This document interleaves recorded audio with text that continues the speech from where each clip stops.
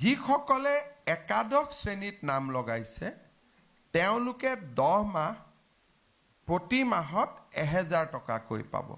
তাৰমানে 10,000 rupees তেওঁলোকে পাব বাট পাৰ মান্থ 1000 টকা কৰি তেওঁলোকৰ বেংক একাউণ্টত আমি ট্ৰান্সফাৰ কৰিম বেংক একাউণ্টত টকা ট্ৰান্সফাৰ কৰিলে এটা ডাঙৰ সুবিধা হ'ল যে প্ৰত্যক্ষভাৱে পাব পাৰি অসুবিধা হ'ল কেতিয়াবা আমি যদি একাউণ্টটো KYC কৰি নাথাকো একাউণ্টটো বন্ধ হৈ যায়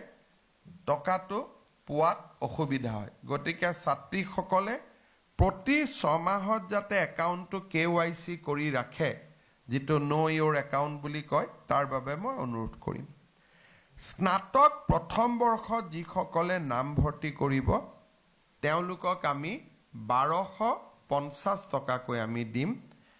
আৰু স্নাতকোত্তৰ পাঠ্যক্ৰমত যিসকলে নাম ভৰ্তি কৰিব বা বিএডত যিসকলে তেওঁলোকে নাম ভৰ্তি কৰিব তেওঁলোকক আমি 2500 টকা 2500 টকা দিম অৰ্থাৎ 2500 টকা মাহত পালে পিজি পঢ়া ছোৱালী এজনীৰ জীৱনটো বহুত সহজ হৈ পৰিব আৰু এই উদ্দেশ্যে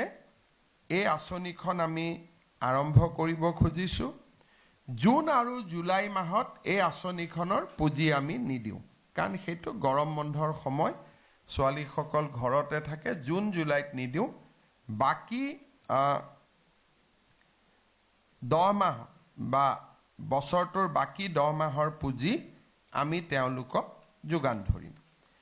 এই বছৰ মই আগতে কৈছো যে আমি 10 অক্টোবৰৰ পৰা আৰম্ভ কৰিব খুজিছো আঁচনিখন প্ৰথম মই আশা কৰো যে আমি যাতে 10 অক্টোবৰৰ পৰা এই আঁচনিখন ৰূপায়ণ কৰিব পাৰো তাৰ বাবে আগষ্ট মাহৰ 30 তাৰিখৰ আগতে প্ৰপত্ৰসমূহ যাতে পূৰণ কৰি আমাক দিয়ে